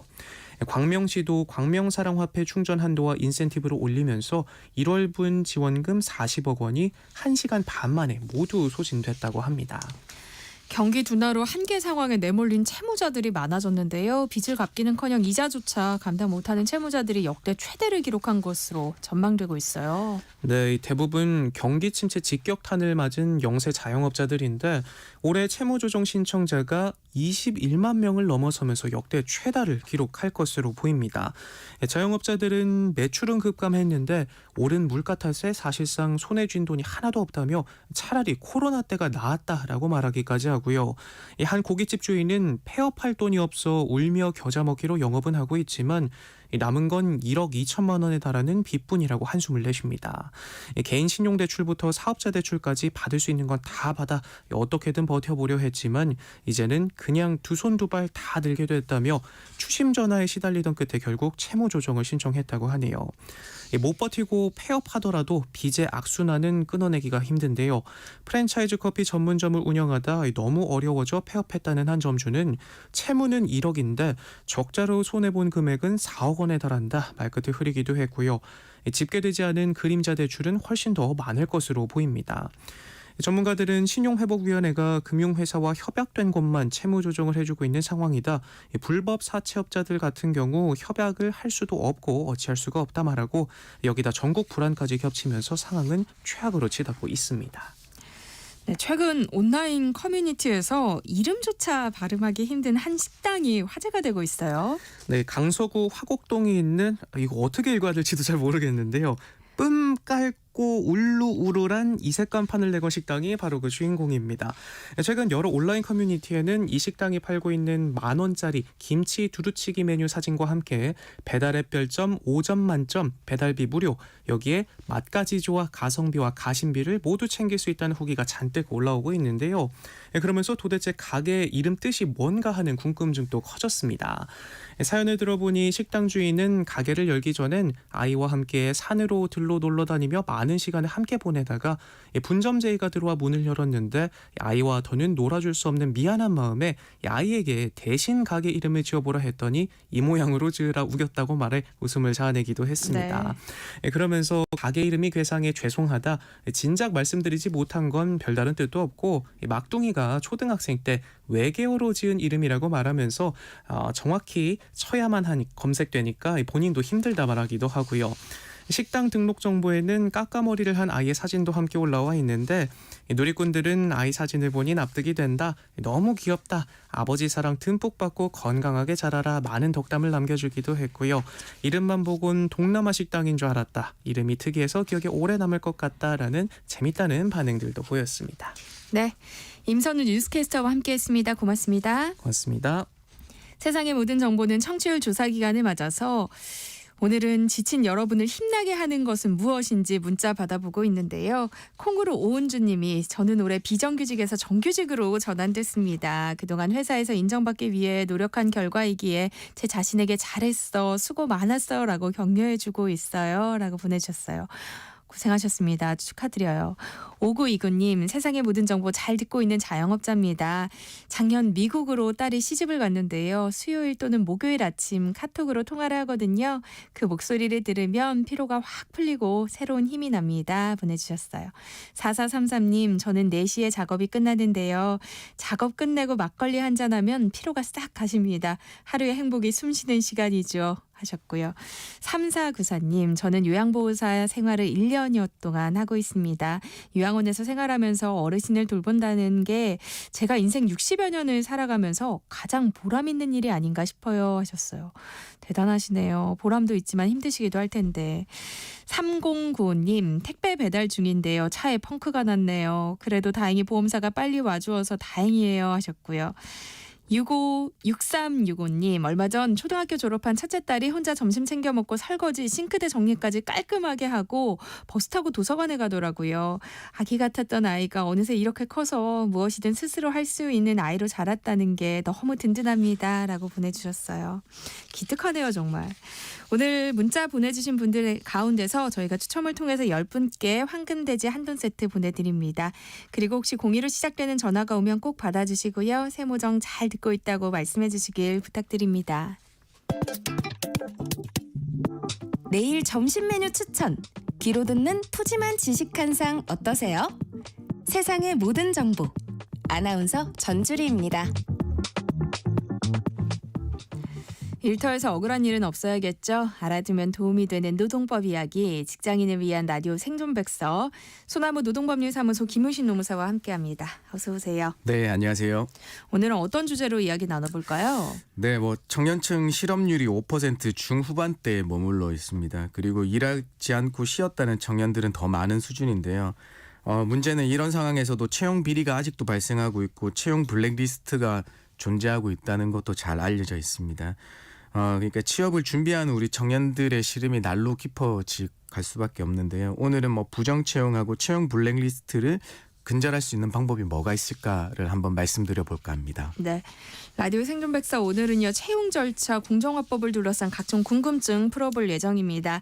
관련해서 궁금한 점 있으시거나 불공정한 채용으로 피해를 본 경험이 있으신 분들 문자 보내주세요.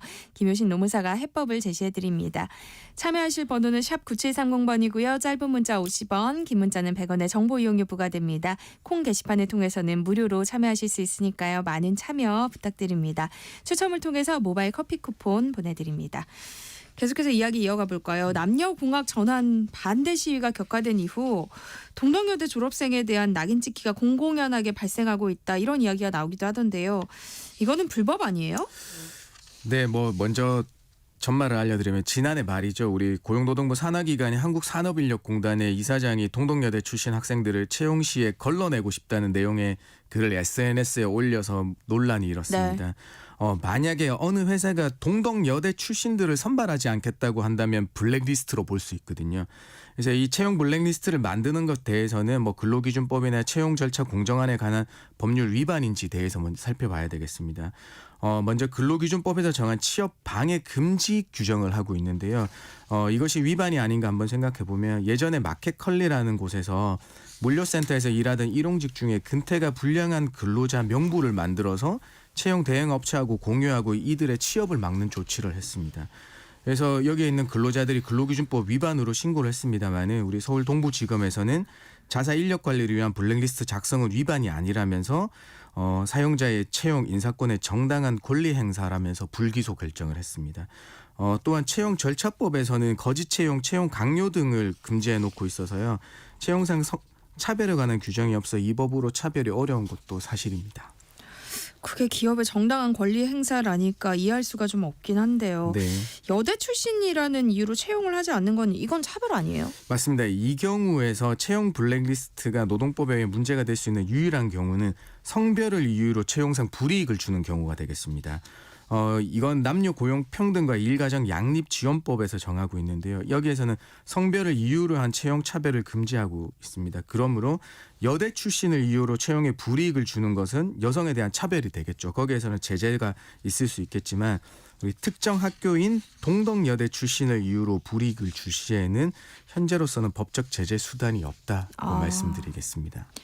채용 절차 공정화에 관한 법이 있다면서요. 네, 맞습니다. 뭐 공기업뿐만 아니라 우리 사기업에서도 채용 비리 사건들이 많이 발생한 적이 있었죠. 그다음에 그래서 구직자들 사이에는 직무와 전혀 관련 없는 사항들이 채용에 큰 영향을 미치고 있다는 인식이 팽배해져 있었던 시절이 있습니다. 지금도 뭐 여전히 줄어들고 있지는 않고요. 이 시기가 약 2019년도인데요. 이때 우리 채용 절차 공정안에 관한 법률이 대대적으로 개정되었던 시기입니다. 그래서 이 채용 과정의 공정성을 확보하기 위해서 채용 시에는 거짓 구인 광고를 금지하도록 했고요. 부당한 청탁, 압력, 강요 등의 행위를 금지하고 직무 수행과 관련이 없는 개인정보 요구를 금지하며 채용 심사 비용을 구직자에게 전가하지도 못하도록 하였습니다. 또한 채용 서류 반환 의무를 두어서요. 민간에까지 채용 비리를 규율하는 근거를 마련하게 되었는데요. 이 법이 30인 이상에서만 적용된다는 점이 조금 아쉬운 점으로 남습니다. 그러니까 30인 이상 사업장에만 적용된다고 하면 실효성이 좀 떨어지는 거 아닌가요? 정확한 지적이십니다. 사실 이제 모든 사업장에 적용된다면은 제일 빨리 퍼지고 제일 좋겠죠. 그런데 사실 현실적으로는 소규모 사업장의 현실을 고려하지 않을 수도 없습니다. 그래서 30인 이하 사업장에서 법 규정 준수가 이제 먼저 지켜지고 보편화된다고 한다면은 그 미만 사업장에서도 기업에서 원하는 구직자를 확보하기 위해서는 아마 따라갈 수밖에 없을 거라고 생각했던 것 같습니다. 그래서 구직자에게 신뢰감 주고 회사 이미지 제고에 큰 도움이 되려면은 법 적용이 안 되더라도 거기서 준용해서 할 것이다라는 겁니다. 채용 절차법의 주요 내용들을 좀 더 살펴봤으면 하는데요. 채용 시 회사가 구직자에게 요구해서는 안 되는 정보가 법으로 규정돼 있다면서요. 맞습니다. 그 회사가 구직자에게 직무 수행에 필요하지 않는 정보를 응시 원서나 이력서, 자기소개 등에 기재하도록 요구하거나 별도로 수집할 수 없도록 해두었습니다. 그 정보가 어떤 거냐면 구직자의 키, 체중 등에 관한 신체적 조건, 그다음에 출신 지역, 혼인 여부, 재산과 구직자 본인의 직계 존비속 및 형제 자매, 학력, 직업, 재산에 대해서는요 이런 데 기재할 수 없도록 기재하도록 요구할 수 없고요. 그에 대한 뭐 학위 증명서, 경력 증명서, 자격 증명서를 수집해서는 안 된다고 규정하고 있습니다.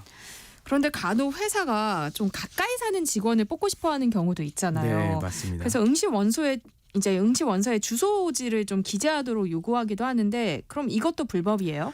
먼저 이 법에서 정하고 있는 출신 지역의 의미를 알려드리면요. 이건 출생지나 등록 기준지, 성년이 되기 전에 주된 거주지 등의 출신이 어디인지를 의미하는 겁니다. 그래서 현 거주지 주소나 주민등록상 주소들을 포함하고 있지 않아서 가능하다.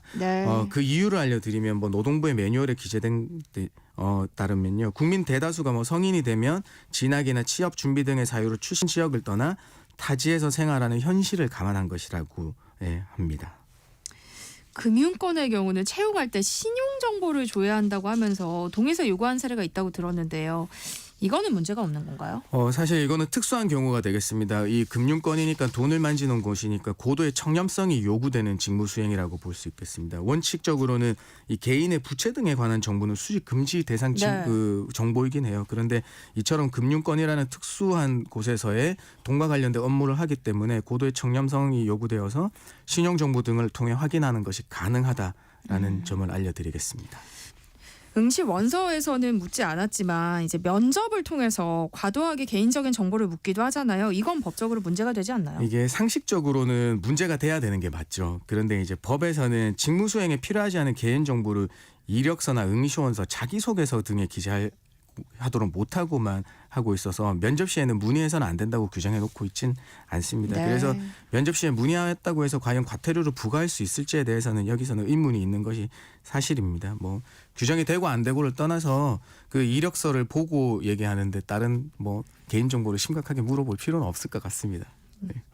또 이력서에 사진을 요구하는 건 어때요? 블라인드 채용이라는 이유로 사진란이 없어졌다는 얘기를 들은 적이 있는데. 네, 맞습니다. 이게 사실 이제 법에서 구직자의 본인의 용모, 키, 체중 등 신체적 조건에 대한 정보를 요구하지 못하도록 돼 있어서 사진란까지 다 없어졌는데요. 네. 사실 이 그 법에 의하면 사진 부착에 대해서는 수집 금지 정보에서 제외하고 있습니다. 네. 그렇기 때문에 사진 부착은 가능합니다. 근데 예전에 이제 공기업에서의 블라인드 채용, 그러니까 철저한 능력 위주의 채용을 지향하다가 보니까 그 편견 유발 요인으로 아무래도 지목되어서 제거해서 그런 것 같습니다. 사진 부착은 이 법의 위반이 아닙니다. 사진 요구하는 게 법 위반은 아닌 맞습니다. 거군요. 네.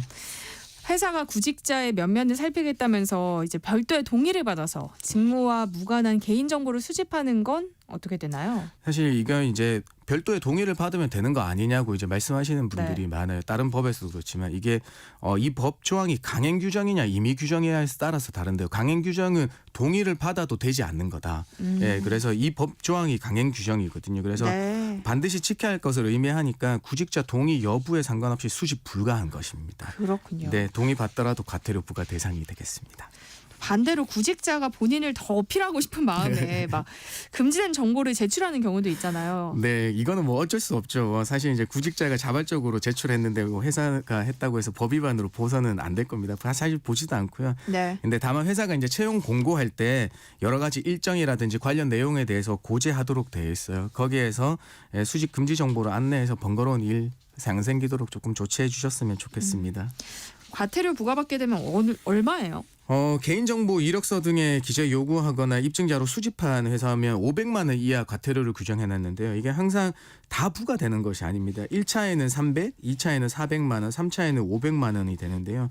근데 채용 강요나 부정 청탁 등의 경우에는 최대 3천만 원 이하의 과태료를 정하고 있습니다. 이것은 1차 위반 시에만 1,500만 원을 규정하고 있고요. 2차 위반 때부터는 3천만 원 과태료를 모두 부과한다는 점 알려드리겠습니다. 또 많은 분들이 구직 활동하다 보면 합격인지 불합격인지 이 여부를 알려주지 않아서 속이 탈 때가 많잖아요. 네. 혹시 이런 것도 법에 나와 있나요? 나와 있긴 해요. 이 법에서는 뭐 채용 여부를 고지해 주도록 규정하고 있습니다. 그런데 이 법에 대해서 과태료 규정이 없어요. 그러니까 네. 위반했을 때 과태료 규정이 없고 그냥 권고에만 머물러 있는 수준인 거거든요. 그래서 뭔가 위반했으니까 바로 과태료 부과하면 이게 처벌이 있으니까 안 되겠다고 마음에 바로 시정할 수 있을 텐데 권고사항에만 머물러 있어서 조금 안타깝습니다. 또 간혹 구직자에게 채용 심사 비용을 부담하도록 하는 회사도 있다면서요. 네, 이게 대표적인 게 사실 채용에 있어가지고 우리가 건강검진을 실시하는 데가 있지 않습니까? 그때 자비로 건강검진 받은 후에 건강검진 결과지를 제출하도록 하고 있는데요. 네. 이게 바로 채용 심사 비용을 구직자에게 전가한 것이 되겠습니다. 왜냐하면 채용에 발생하는 모든 비용, 그러니까 채용을 계획하고 준비하는 비용부터 채용 광고비, 그다음에 채용 적격 여부 심사에 드는 비용 일체를 구직자, 그러니까 구인자에게 직간접으로 발생된 요청 전가하지 못하도록 돼 있거든요. 그러니까 이게 법 위반이 되겠습니다. 그러니까 개인에게 건강검진 받아서 그 결과지 내도록 하라. 이거는 불법인 거네요. 네, 맞습니다. 그거는 이제 회사가 채용 건강검진에 대한 비용을 부담해야 되는 거죠. 네. 구직자가 최종적으로 불합격했을 때 채용 서류 반환을 요청할 수 있다고 알고 있는데요. 근데 요즘 대부분이 온라인 서류 제출이잖아요. 이게 네. 의미가 있을까 싶어요. 사실 우편 제출하면 그 실무 원본으로 반환하면 되겠습니다만 뭐 전자우편 또는 홈페이지 접수하는 경우가 많아서 이 경우에는 실질적으로 회사가 파기하는 행위들이 있어야 된다. 그러니까 보관하지 않아야 된다는 거여서 네. 자체적으로 좀 지켜주셔야 되는 거는 맞겠습니다. 네. 경력직으로 채용해 놓고 수습 계약을 체결했다면 이거는 법 위반 아닌가요? 여기에서 많은 오해들이 조금 있으세요. 사실 이제 채용 공고에서 제시하는 근로 조건을 있는데요. 여기에서는 구직자가 입사를 지원하도록 유인하는 청약의 유인 또는 준비 단계로 보고 있습니다. 그래서 채용 공고 그 자체로는 근로계약이 아니라는 우리 판례가 존재하기도 하거든요. 그렇기 때문에 이 구직자가 만약에 경력직 채용을 해놓고 수습 계약으로 나중에 사인을 했다고 하면 서명을 했다고 네. 하면 이거는 그 변경이 된 거죠. 근로 조건의 변경을 우리 근로자분께서 동의하고 사인하게 된 거기 때문에 유효하게 변경되는 것이겠습니다. 그러니까 채용 광고에서 제시한 근로 조건이 우리 채용된 후에 구직자에게 불리하게 변경된 거는 맞습니다. 근데 이게 당사자 간 합의로 진행됐기 때문에 법인화분으로 보기 어렵다라는 점입니다. 기업에선 채용 공정화법이 깜깜이 채용으로 이어질 수 있다는 불만의 목소리도 나오는데요. 네. 여기에 대해서는 어떻게 생각하세요? 그동안 뭐 채용 시에 무분별한 개인정보 요구에서 구직자들이 채용에 불이익을 받은 게 사실이죠. 근데 이게 뭐 그 직무수행과 관련된 정보만 받을 수 있도록 한 것이지 아무것도 묻지 못하는 게 아니라는 점을 말씀드리고 싶어요. 네. 그러니까 직무수행과 관련된 것은 정당하게 요구할 수 있다. 그렇기 때문에 이런 오해를 없애기 위해서 우리 노동부에서는 이력서 등의 표준 양식을 정해서 인터넷에 올려놨거든요. 그래서 그걸 다운받아서 한번 보시고 활용해 주셨으면 좋겠습니다. 네, 직장인을 위한 라디오 생존백서 오늘은 채용 절차 공정화법에 대해서 살펴봤는데요. 관련해서 궁금한 점이 있으시거나 구직 과정에서 곤란한 일을 겪고 계신 분들 계시다면 문자 보내주세요. 김효신 노무사가 상담해 드리겠습니다. 소녀시대의 다시 만난 세계 듣고 올게요. 네, 여러분들이 보내주신 문자 살펴볼게요. 콩으로 김기호님, 근무 중 발생하는 손해에 대해서 변상해야 한다. 이런 서약서를 작성하게 하는 건 적법한 건가요? 하셨어요. 네, 뭐 따로 문제를 삼으실 수는 없겠어요. 이 그 근무 중에 고의나 과실로 인한 손해 발생이 일어날 수 있는데요. 이런 네. 경우에는 회사가 우리 해당 근로자한테 민사상으로 손해배상을 청구할 수 있도록 열어놓고 있거든요. 네. 그러니까 뭐 근무 중에 짜잘한 것까지 뭐 그렇게까지 하는 거는 좀 심하다고 생각되는 거지만은 아까 말씀드린 고의나 아니면 과실로 인한 것이라고는 한다면은 그 민사상으로 해결해야 되는 문제이긴 합니다. 네. 5944님이요. 취직을 위해서 면접을 보고 있는데 나이를 묻고 일하는데 힘들지 않겠냐고 하더라고요. 이런 질문하는 건 불법 아닌가요? 하셨어요. 네, 그 면접에서 얘기하는 것들에 대해서는 아까 말씀드렸지만 구체적으로 규정되고 있지 않아서 불법이라고 할 수는 없습니다. 더더군다나 아까 이력서나 자기소개서 등에서는 신체적 조건이나 출신 지역, 혼인 여부, 뭐 학력, 재산을 등의 개인 정보를 기재하지 못하도록 돼 있어서 그 생년월일을 기재하게 되면 이제 알 수 있으니까 그것도 불법이라고는 할 수 없어요. 네. 8908님이요. 예전에 인터넷에서 본 후기글이었는데요. 서류에 합격해서 면접을 보러 오라는 연락에 구직자가 면접장 주차가 가능한지 문자를 보냈습니다. 그런데 인사팀 담당자가 그에 대한 답은 없이 채용을 취소하겠다고 답을 했더라고요. 어떤 이유에서 그런지 대략 짐작은 가는데 그래도 면접 보러 오라고 했다가 이렇게 바로 말 바꾸는 건 문제가 되지 않나요? 하셨어요. 네, 요거는 뭐 채용을 취소했다고 답을 했다고 하시지만은 면접을 보러 오는 연락을 받아서 실상은 면접을 취소한 게 되겠습니다. 네. 그러니까 더더군다나 이제 여기에서는 그러면 불법이 아닌가에 대해서는 만약에 이 과정에서 불법이라고 그러니까 법을 위반한 거라고 볼 수 있으려면은 채용 내정이라는 게 되었어야 됩니다. 이 채용 내정이라는 거는 구체적 근로 조건이 확정되고 입사일로 정한 상태에서 채용하지 않겠다, 채용 취소가 있을 경우에는 우리는 부당해고로 보고 있거든요. 그러니까 뭔가 구체적인 게 확정되었던 상태였다면 모르겠습니다만은 지금은 아직 면접도 보지 않은 상태였기 때문에 전연 과정에서의 그냥 불합격이지 않을까 싶습니다. 네, 직장인을 위한 라디오 생존백서 오늘 여기까지 하겠습니다. 소나무 노동법률사무소 김효신 노무사와 함께했습니다. 고맙습니다. 감사합니다.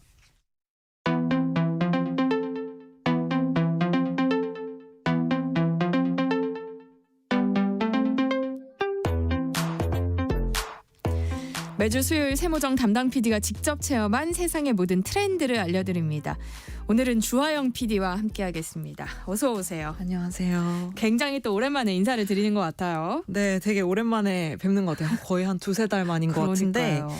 제가 조금 늦은 감이 있지만 아직 구정이 아니니까 새해 복 많이 받으시라는 이야기 청취자분들께 드리고 싶고 네. 올 한 해 다들 건강하시고 행복한 일이 가정에 가득하시길 바라겠습니다. 네. 새해 복 많이 받으세요. 아, 감사합니다. 새해 복 많이 받으세요. 제가 새해 소원이 있다면 세상의 모든 정보가 청취율 1위를 하는 것이 네, 소원이라고 말씀드리고 싶은데 아직 청취율 조사 진행되고 있으니까요. 네. 02로 시작하는 전화가 오면 꼭 세상의 모든 정보 전주리 아나운서 외쳐주시면 감사드리겠습니다. 아이고, 깨알 또 홍보까지. 오늘 1월 15일이잖아요. 그래서 이쯤 되면은 각자 1월 1일에 세우셨던 계획들이 서서히 희미해질 타이밍이 아닌가. 어떠세요? 아니요, 저는 안 그런데요. 아, 그런가요? 아, 저는 벌써 조금 희미해졌거든요. 근데 네. 이제 사실 우리 한국인들에게는 민족 고유의 명절 설 연휴 구정이 진정한 새해의 시작이라고 볼 수 있지 않겠습니까? 네. 그래서 오늘은 다시 한번 새해 계획을 세워보자는 의미로 한 해 목표에 어울리는 주제를 준비를 해봤습니다. 어떤 계획을 세우셨나요? 올해? 저요, 올해요. 책 많이 읽기, 그리고 다이어트 하기? 다이어트. 거의 비슷한 것 같아요. 그쵸, 대부분 저도 있지 뭐 않아요, 이런 거? 운동하기, 뭐 네. 공부하기, 네. 또 항상 껴있는 주제가 말씀하셨지만 책 읽기, 책 몇 권 네. 이상 읽기 이런 목표들을 많이 세우시는 것 같은데 저 같은 경우는 올해 한 주에 한 권 이상 읽기를 오. 목표로 달리고 있는데 네. 아직은 무너지지 않았어요. 아직은 무너지지 네. 않았지만 뭐 어떻게 될지 모르겠지만 아니에요. 네. 할 수 있어요. 네.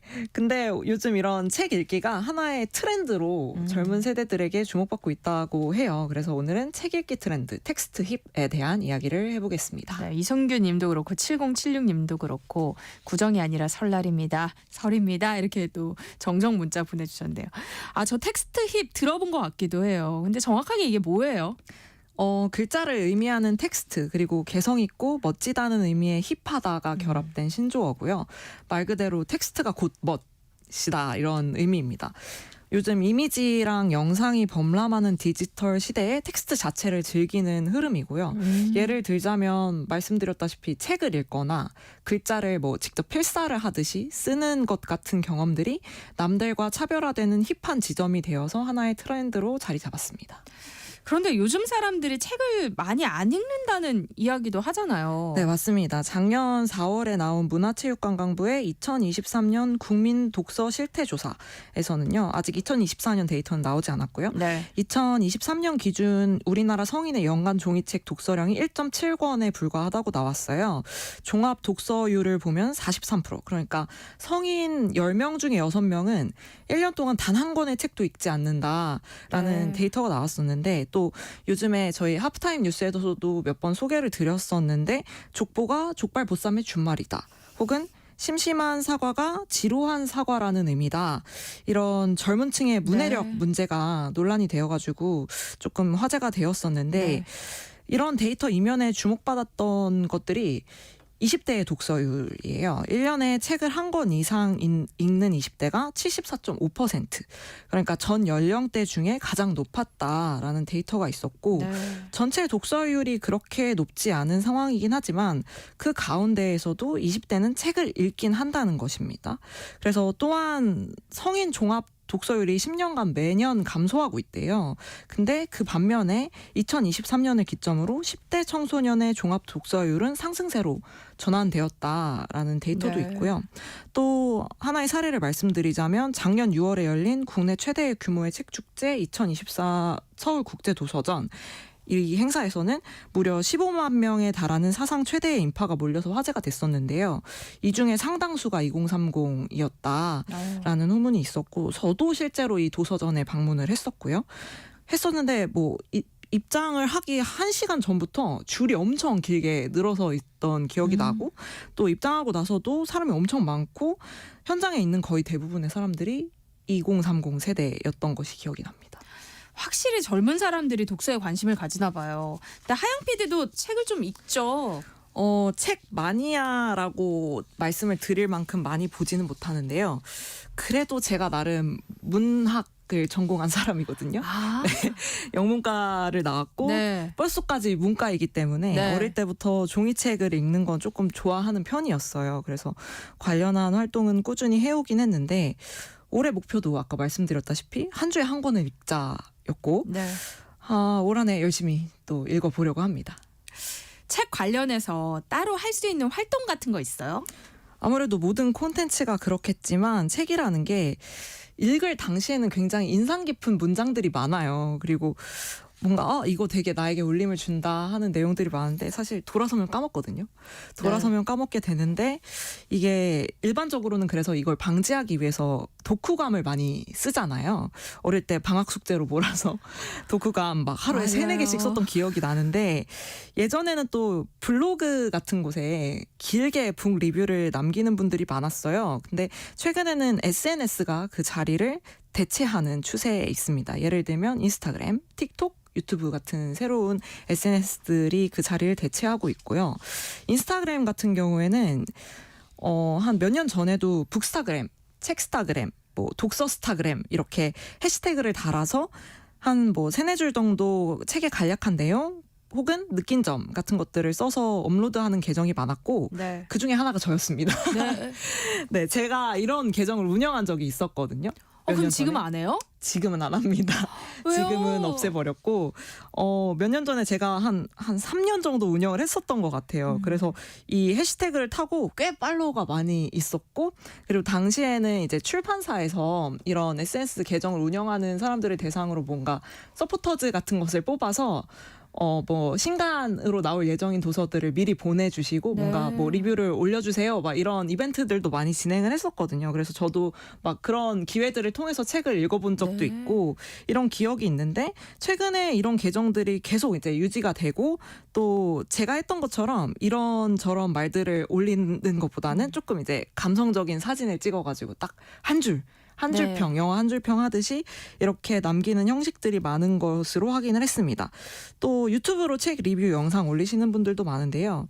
뭐 드라마 10분 순삭 막 이런 영상들 많이 있잖아요. 이런 비슷한 맥락으로 책의 주요한 내용들과 또 본인의 느낀 점을 영상으로 업로드하는 거예요. 영상으로 쓰는 독후감이라고 할 수 있겠고 유튜브 영상이 10분 정도 뭐 긴 영상 위주라면 최근 트렌드가 조금 이제 짧은 영상 위주의 쇼츠 위주의 영상 네. 트렌드가 있잖아요. 그래서 틱톡에서는 해시태그 북톡 이렇게 해시태그를 달고 인상 깊은 구절을 필사하거나 혹은 뭐 자신의 책상을 정리하는 과정을 보여주거나 아니면 정말 독서 후기들을 짧게 공유하는 게 인기라고 하고요.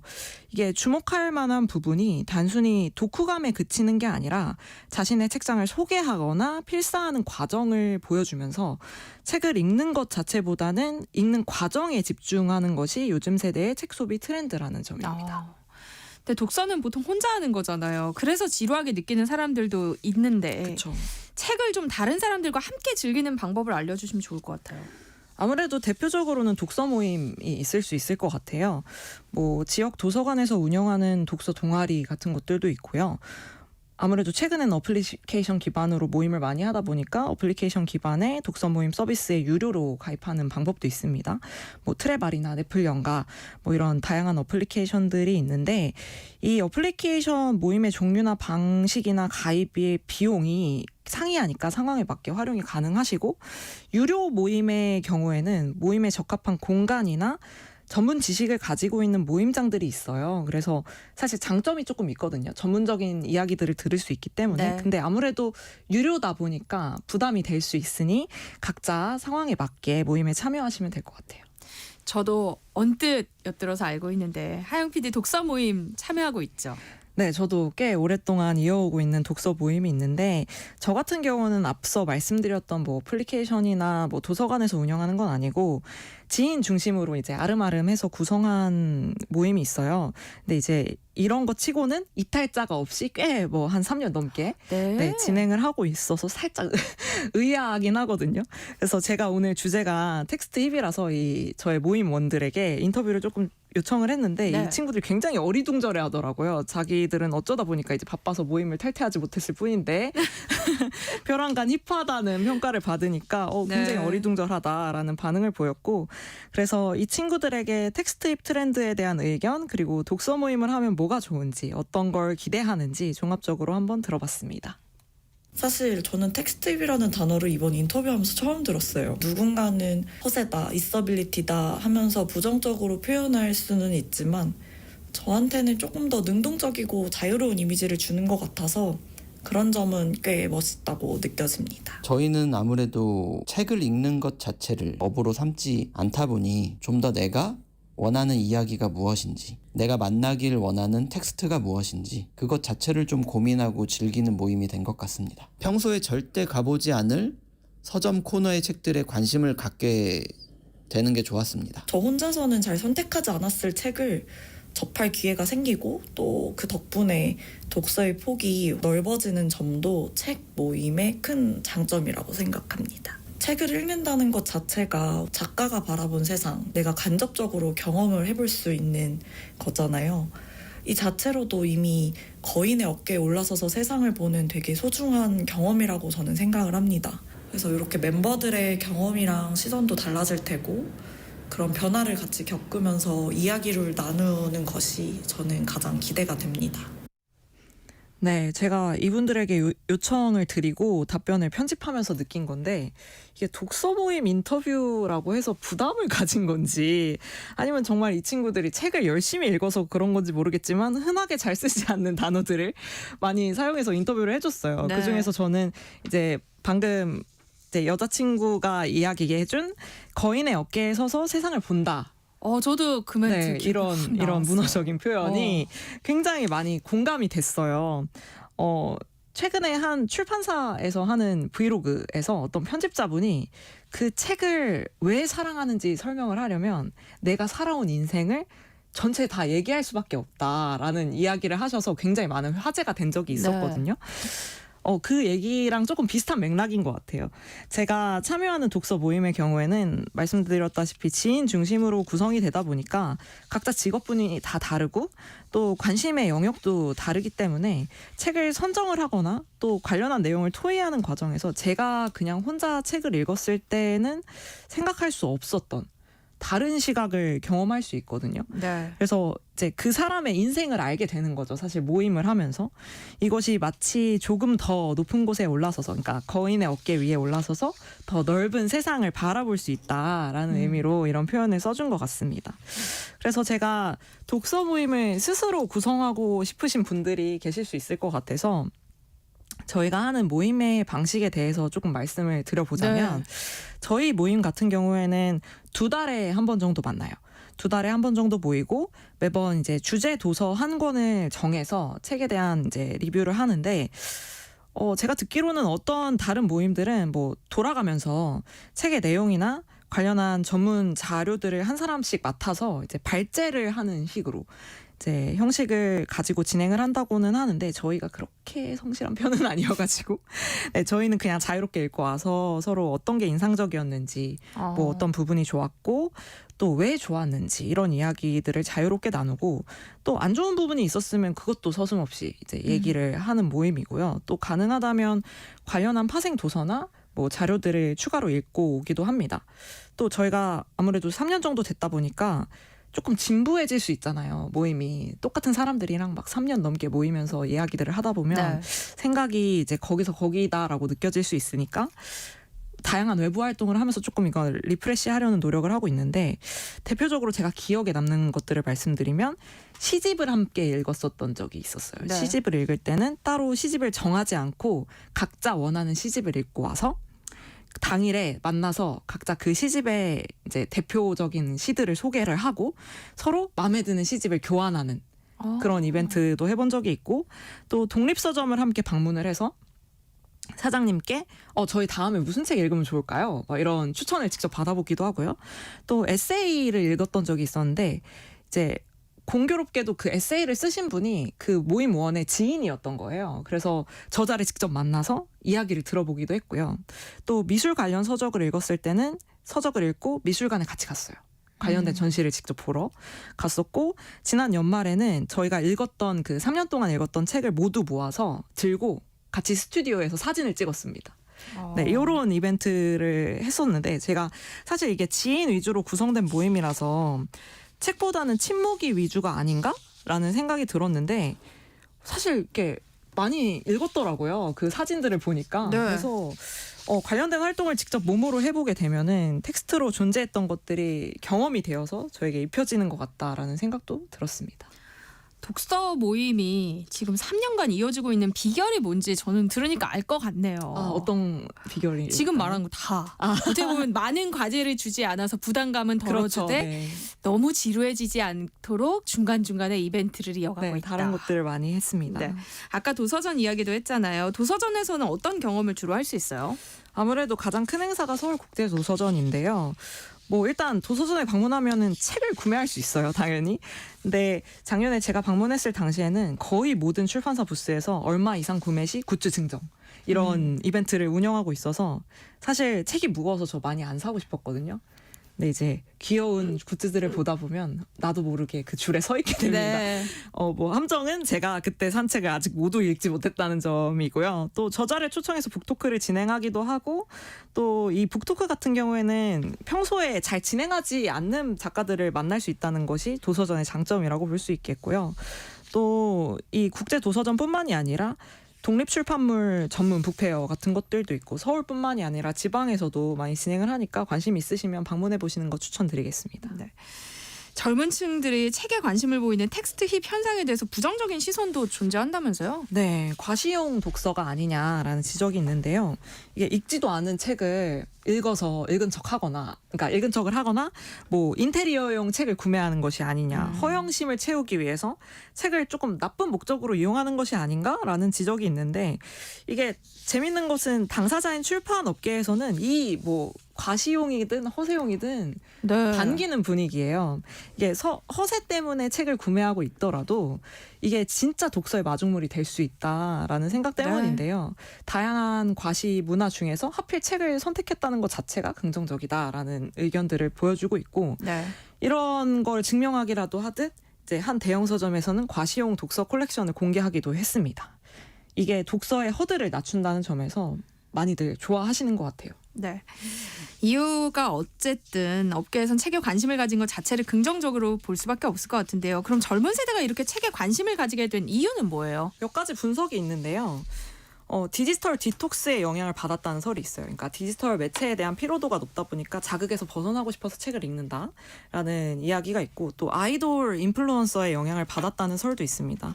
실제로 최근에 아이브 장원현 씨가 뭐 저희 며칠 전에 그 언급을 한 것 같기도 한데 그 유튜브 채널에 나와서 마흔에 읽는 쇼펜하우어라는 책을 읽었다고 해서 화제가 된 적이 있고요. 그리고 르세라핌의 허윤진 씨가 공항에 책을 들고 나타나서 공항 패션 대신 공항 책이다라는 새로운 트렌드도 나왔다라는 이야기도 있고 또 이제 젊은 세대들이 자기 표현을 하고 싶어하고 기록의 욕구가 있기 때문에 텍스트를 좋아한다라는 이유도 있고 지난해 한강 작가가 노벨 문학상 수상하면서 이러한 흐름에 기름을 부었다라는 이야기도 있습니다. 네.